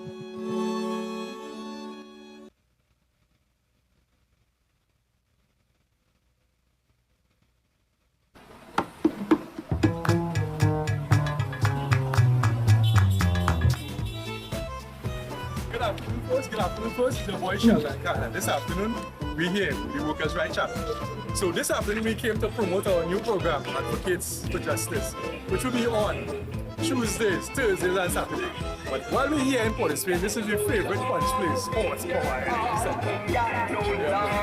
Right? So we come together. My favorite thing, I go and take either peanut and CMOS or peanut and beetroot. So this is going to be by Horsepower Energy Center. And this is one of the places when we come Port of Spain, we just come. So come and check it out. One share, real boys. this is Sheldon Khan from the Workers' Welfare. And we're going to be starting a new program on Tuesdays, Thursdays, and Saturdays from 7:30 to 9:30. But this evening we're here in Port Bay to meet our other co-host Candice, right? So we just did a video with her. Come here and pause for one to get a point to go back on the road. Alright, so I'm gonna have a peanut and beetroot. You're still gonna have a peanut, I got a peanut and beetroot. Hey, I'm gonna take a peanut and beetroot. I do. But then I'm gonna take a peanut and see what I'm gonna bring something new. What's your name, darling? Kira, gonna make it for two. Just remember, when I come and post it, they get a sponge. Come and try it here. That's what's in the cathedral. But I think for the boy.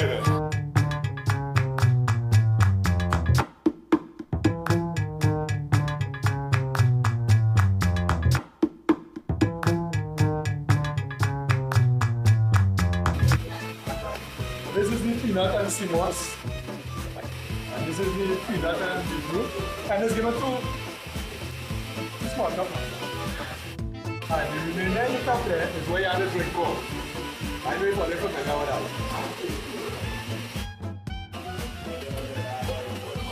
When you buy a punch here, it's in this full. And whatever in the cup is yours as well. Normally, you just buy a small cup for $1. People can't have that kind of capacity. But I come in here and drink it for a long time, so I just drink one man like that. But I still have a small cup. I don't study and me my small cup, I drink it off mine just so. But I think for the boy,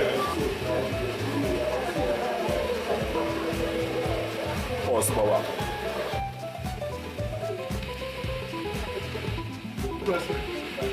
Nobody can tell anyone punch like me and Rins. You all over the place, but you know that. But they see you all over the place. Coin, Sato, Pinal, Galiota, Forest Spain, Zagaramas, Arima, Grandi. Really.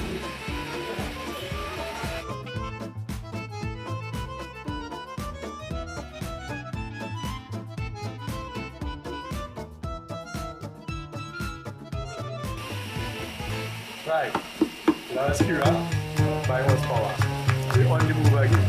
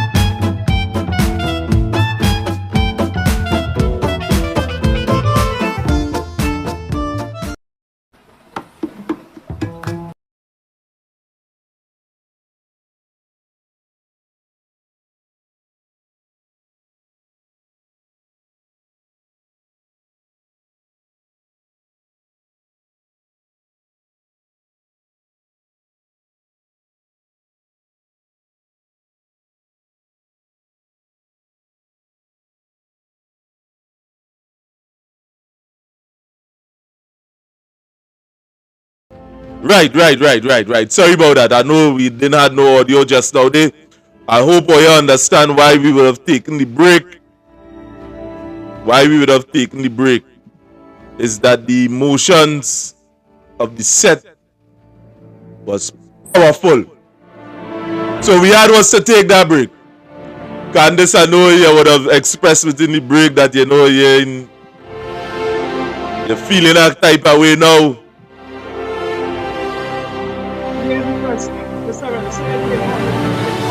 Finally, I'm feeling the weight on my shoulders. I'm feeling like, I'm all alone, out in the cold with no help, no hope. I feel so helpless. I'm feeling real helpless. I'm feeling down. I'm feeling sad. Trinidad and Tobago, this is not how a citizen is supposed to live in. We as citizens of Trinidad and Tobago, this is not how we're supposed to live in. We are supposed to be protected. And that clearly shows, clearly shows that this government, because as I keep saying, I'm sure I am not the only one that would have gone through this kind of situation and ain't get no justice. And just if I got knowing my son had to go before a court. But he tell me that the other day, he said, man, just now I have court, girl. I say, yeah, boy, what we gonna do? He went, it's easy. And he went in the room and you could see he taking it on. How you can watch a young man just like that and try to tarnish his character, boy. And then you're going home to your son, to your family and living comfortable, boy. And the justice system are doing nothing. I actually feeling that I wear that like a ton of bricks on my shoulders because I know the court matter is coming up and I am keeping very close eye on him because, you know, there's something new to him. This is, who wants a mother who wants, it might look. I know I don't only had to watch one, you know, I don't watch it two now because they give here a case. Right? But you have to pay the magistrate the court $7,000 or so much months in prison. Now that tarnishes his record. And if he had to fly out to go away, if he get an opportunity to go abroad to work, he can't go away. And all that is to get at me because I come out and talk.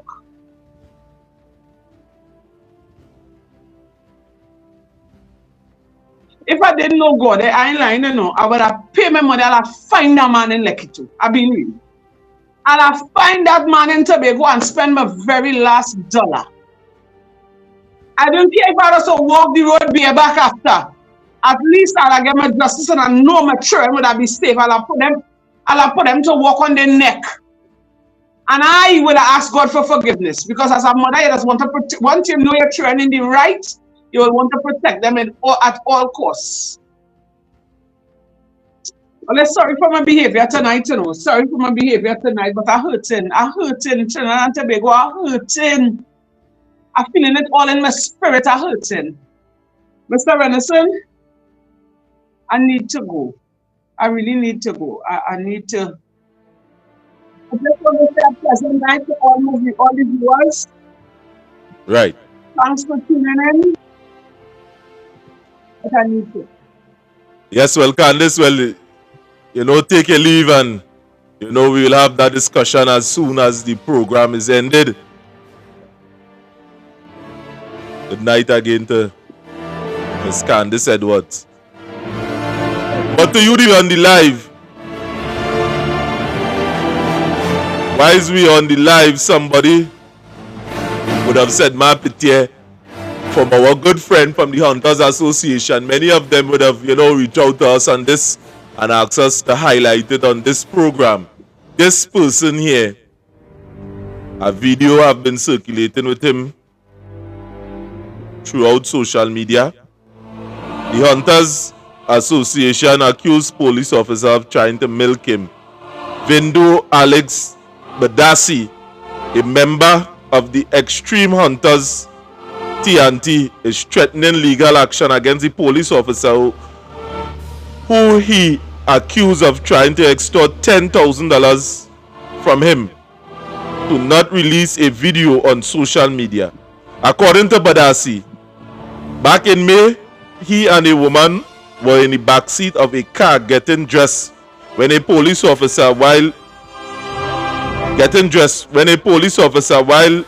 videotaping, accused him of having sex. The man denied this. The Hunters say that later on he received a phone call from the officer demanding money. Just now the phone demanding money or else the video will be released. Badassi made a report and was informed that an arrest of the cop is imminent. And you would have seen that is the report here, that that is the guy there. And it have a video circulating. If we could have played it on social media here, we'd have played. But however, it are community guidelines with that is concerned. Now, at this point in time, we can neither confirm or deny the story, but we will reach out to Mr. Badasi as to hear his side of the story, as to bring this thing on social media, because you can't think going wrong so with yourself, brother man. Again, if any one of you, I mean, we go try to reach out to the Hunters Association because a member would have sent that to us, and we will seek his number and see if we could get an interview with him explaining this whole situation here today on this platform. So Trinidad and Tobago, today is the 8th of the 8th month 2024, and we would have touched on issues here on this platform. So we thanking everybody within the comment for making all your comment known. Good afternoon, good night, a matter of fact, to all of you there. Let me see what's going on here in the comments. Mr. Samaru, good night, brother. Let's see what's going on here in the comments. Hey. Antonio, good night. Good night, comrade. The Black Gold 88, you need to open a trust. Claim our estate. Yes, Samaru, yeah, man. No audio, I know I would have fixed that audio problem there. Yeah, fix that audio problem there, man. That audio problem fixed. Alicia Guerrera.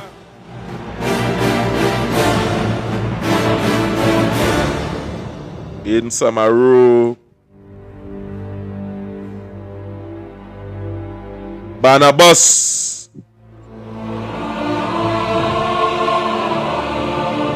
Naindra. Ramlo Chan and David. Every one of you, good night. And you know we are going to play back that editorial with this house eviction thing. And we are going to play back the video with Foster comments in closing. Thanks for watching us on this broadcast. Or remember to tune in on Saturday at 7:30 p.m. Bacchanal Saturday, in which you could come here and talk about normal relationship issues. Things that, you know, random is a random event, is an open platform on Saturday. But we are going straight into this. We are going straight into this editorial in which we would have had here with the incident with Miss Crystal Edwards, and tomorrow we are going to run a marathon that could start after the Ground Report program tomorrow, in which you could get a full disclosure of what would have taken place from start to finish. The compilation of videos is about 2 hours. So with that, people, good night. And we are going to play back this editorial here.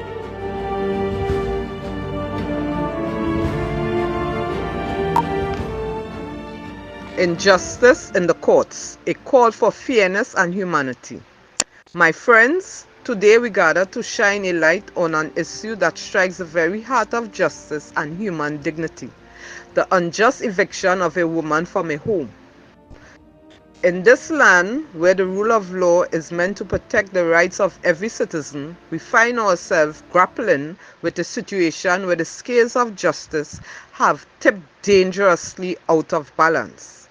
When a woman is put out of her home not by the weight of illegitimate law, but by the force of a court order based on unverified and dubious papers, we must ask ourselves, where is the justice? Where is the humanity in a system that allows such actions to proceed unchecked? In the words of the great American jurist, Justice Thurgood Marshall, in recognizing the humanity of our fellow beings, we must pay ourselves the highest tribute. But what tribute do we pay to humanity when we allow a mother, a daughter, a sister to be cast out of a home without due process, without proper verification of the very documents used to justify her eviction? Let us turn our attention to the law. The Constitution of Trinidad and Tobago, in Chapter 1, Section 4, enshrines the right of the individual to life, liberty, and security of the person and the right to the enjoyment of property. This right is not merely a suggestion, it is a fundamental principle that underpins the very fabric of our society. It is a right that must be zealously protected by our courts and our leaders. Furthermore, the Protection of Tenants Rent Control Act, specifically Section 4(1)(a), provides that no tenant shall be ejected without a court order, and such an order must be founded on lawful grounds. Lawful grounds, my friend, require thorough and honest verification of the claims made by those seeking eviction. Without this, the law becomes a tool of oppression rather than protection. But this is not just a matter of national concern. International law, as enshrined in the Universal Declaration of Human Rights, Article 17, states clearly that no one shall be arbitrarily deprived of his property.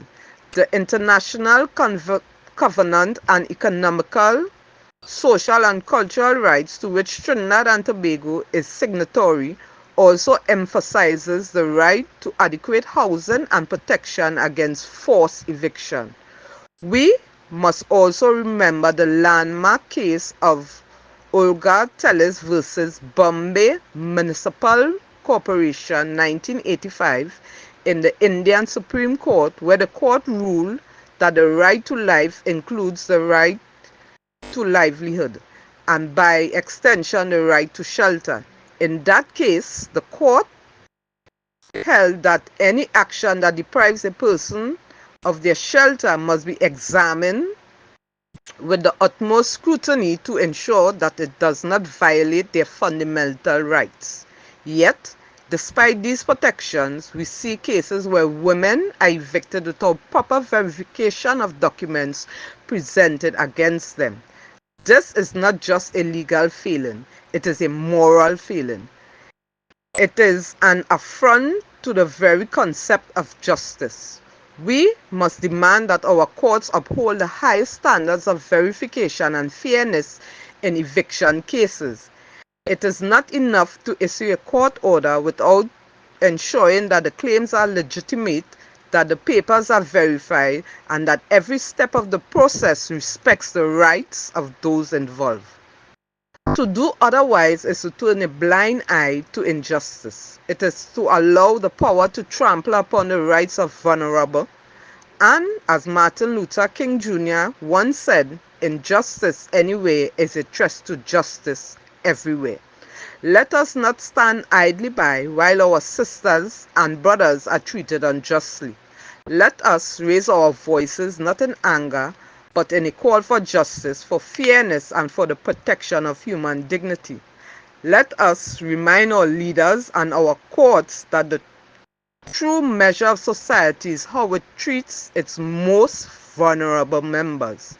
So, I stand before you today, and not just to condemn the action of those who would seek to evict without proper cause, but to call upon each of us to be vigilant, to be strong, and to be unwavering in our commitment to justice. For in the end, it is not the force of the law, but the spirit of the law that will ensure that every person in this nation is treated with dignity and respect they deserve. Let us march forward, not with fear, but with hope and determination, and with an unshakable belief in the power of the justice to transform our world. Together, we can ensure that the scales of justice are balanced, and that every woman, every man, and every child can live in a society where their rights are protected, their homes are secure, and their dignity is upheld. Thank you.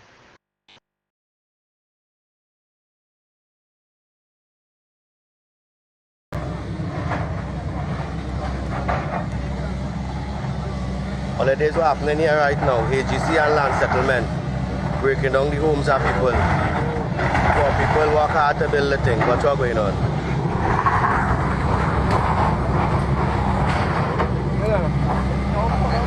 Hold up. face or anything, bro. You study in your face. I study what's going on. You man tell your fucking phone, you know. You know, are you real bad, you know? I don't study in your face. I study what's going on here. You know. I don't have time for people on the face. No, I telling you, you know, it can go there too much. You're not in charge of what's going on here, so I'm not telling you. Bad, you know.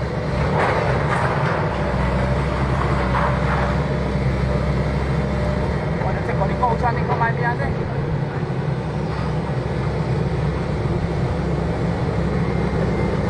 What are the homeowners here?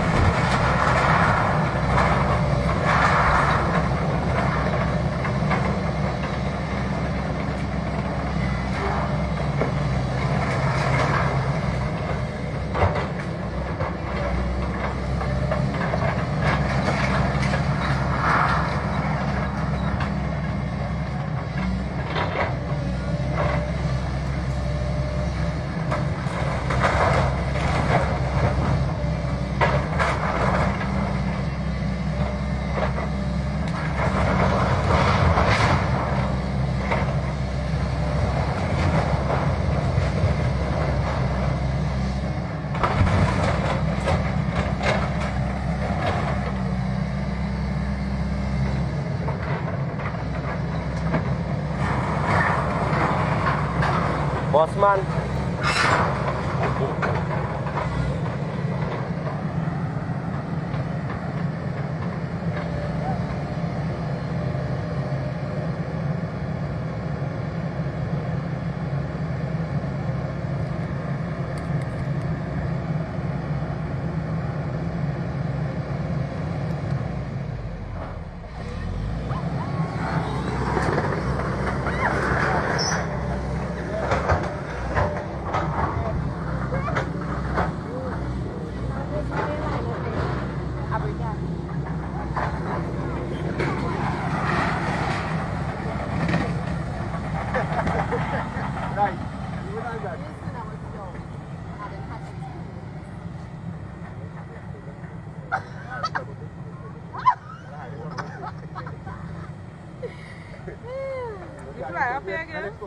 Yes. I thought you did all of that.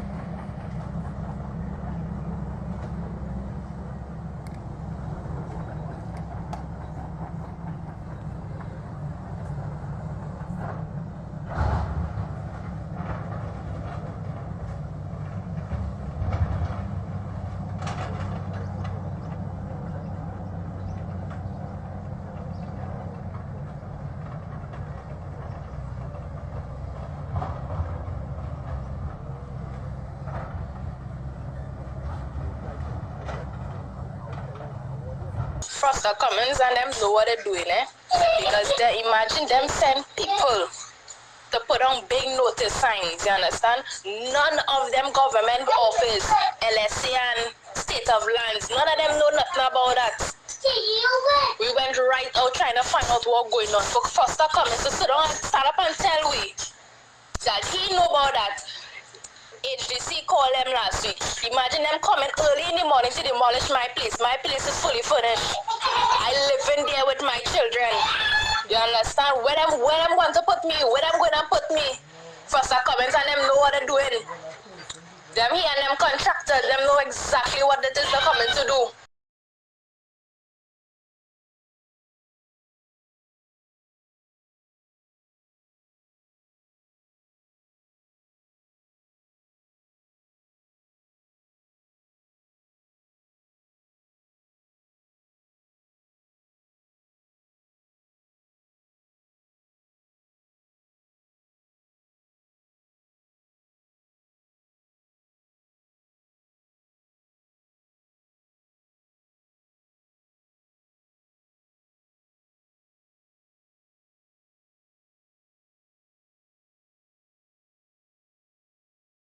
Them send people to put on big notice signs, you understand? None of them government office, LSA and state of lands, none of them know nothing about that. We went right out trying to find out what's going on. But first I come to sit down and start up and tell we that he know about that. HDC called them last week. Imagine them coming early in the morning to demolish my place. My place is fully furnished. I live in there with my children. You understand? Where them going to put me? Where them going to put me? First I comment and them know what they're doing. Them here and them contractors, them know exactly what it is they're coming to do.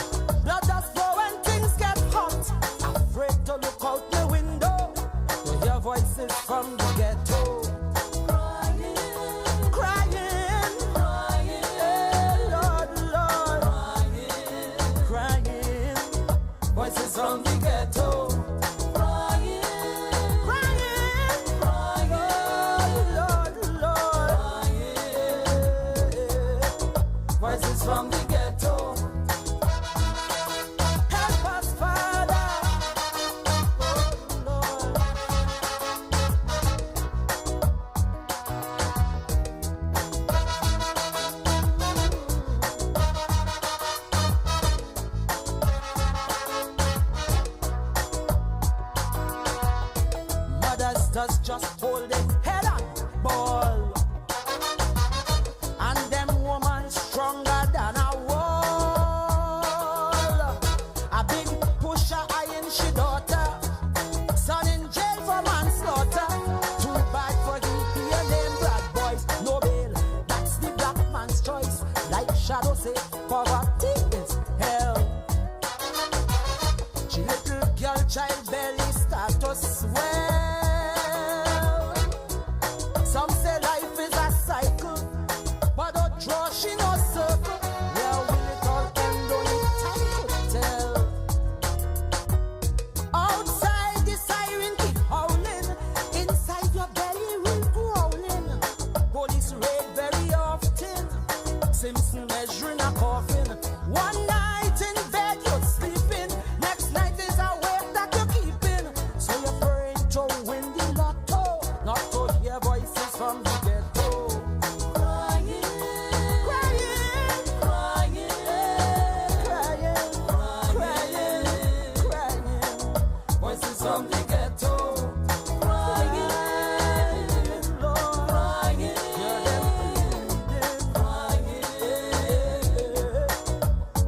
from the ghetto.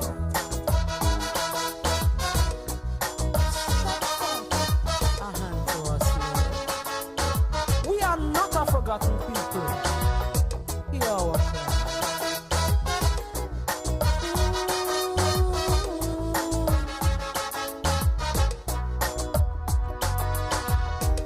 With dented pride, they sold their fun. Revolutions, great politicians born, and often their tragic story brings a journalist glory. No wonder they view the world with scorn. From since the day they born, some call them rebels without a cause. These social victims of unjust laws, but yet they christen the heroes, renegades, desperados, forever knocking on heaven's doors. Hear me? Steel band music shatters the silence, harmony to conquer the violence. Big men run when cops approach, fighting for scraps with the cockroach. Young Turks, they're tough protecting, almost every young girl expecting. So tomorrow begs to no borrow, there'll be another voice from the ghetto.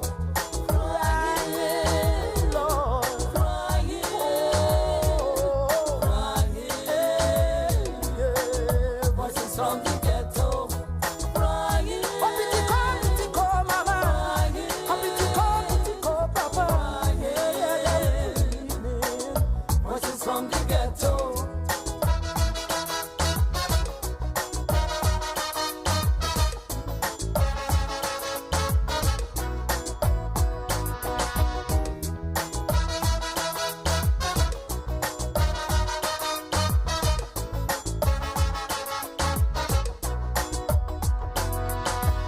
Social amenities, Lord, heaven knows. Opportunities, well, them always close. Can't get work once it white collar.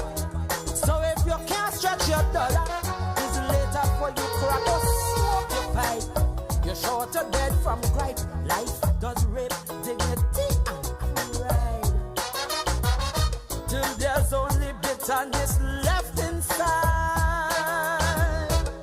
And every day is a hustle. Arguments are settled with muscle, till you're 6 feet deep by 3 feet wide.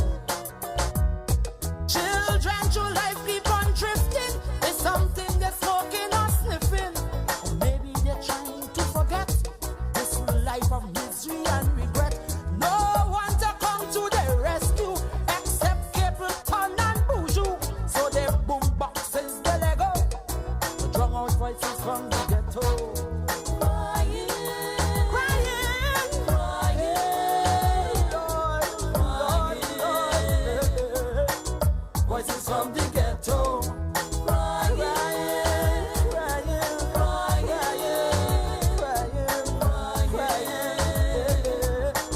Voices from the ghetto. I was born and bred in the ghetto. I know what I'm talking about, you know. I'm from the ghetto.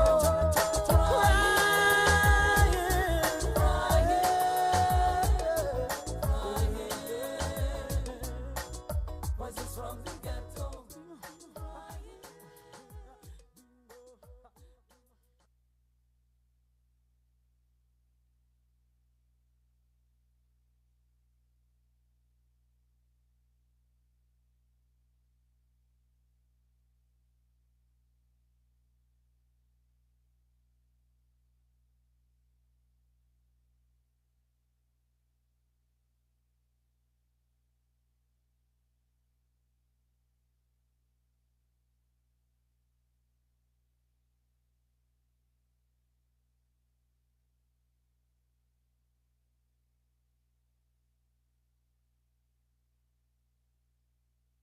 So this afternoon we came to promote our new program, Advocates for Justice, which will be on Tuesdays, Thursdays and Saturdays. But while we're here in Port of Spain, this is your favorite punch place, Port for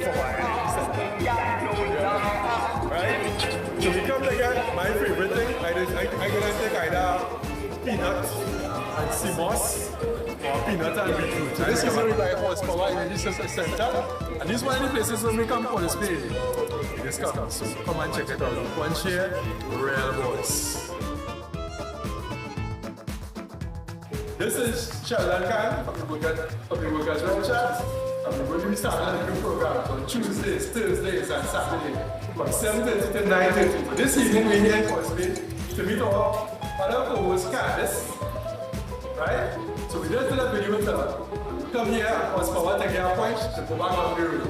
Alright? So I'm gonna have a peanut and beetroot. You're still gonna have a peanut, I got a peanut and beetroot. Hey! I'm gonna take a peanut and beetroot. I do. But then I'm gonna take a peanut and see what I'm gonna bring something new. What's your name, darling? Kira, gonna make you for two. Just remember, when I come in Portsmouth, they get a sponge. Come and try it. That's how it's in the cathedral. But I think for the boy.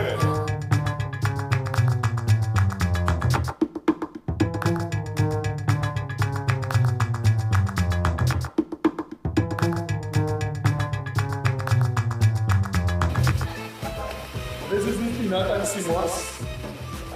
And this is the peanut and beetroot. And it's given to small cup. And the remaining cup there is where you have to drink for. I know it's only for the hour.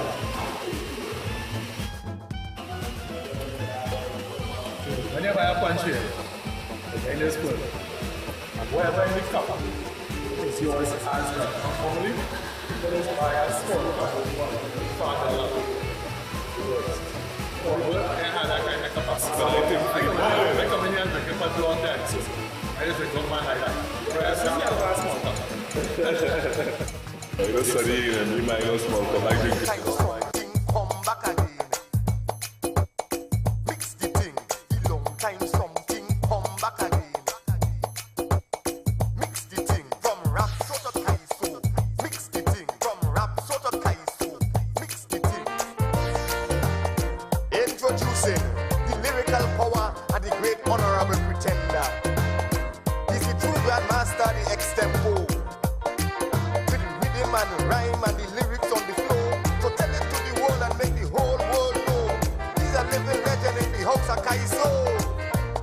So come in, pretender. Some people in the world today don't realize that worries no pay. Let the people in the world today don't realize that worries no pay. Pressing the worries upon your shoulder, only bringing you older and older. These wicked things them people does do. They don't realize you have worries too. Tell them to never ever worry. Never worry, never worry, never worry about a thing. No, never ever worry. But life is never easy. Hear the song we sing. Never ever worry. What I'm saying is true. Always consider somebody suffering more than you. Never worry, just free up your mind. Same way just send the rain, send the sun to shine. And if you get yourself falling flat on your face, I say to pick yourself up and get back in the race. Mix the thing. Pretender. Mix the thing. From rap so to Kaiso. Never worry about a thing. Just relax yourself and hear Pretender sing. When I was young, Granny said to me, "Alright boy, never ever worry, or your problem would seem bigger and bigger, and you'll be living a life of torture." She told me as a matter of fact, to fling all my troubles behind my back, keep in touch with the Almighty, for guidance, love and serenity. She said to never ever worry, don't mind how things looking hard. My granny told me, never ever worry, don't mind how you're suffering bad. Granny tell me, never ever worry, what I'm saying is true. So true. Always consider somebody suffering more than you. I say wait have life, it have hope. So even when you find it hard for you to cope, come on, I say to wipe your tears away. Kiss yourself and hug yourself and let the music play.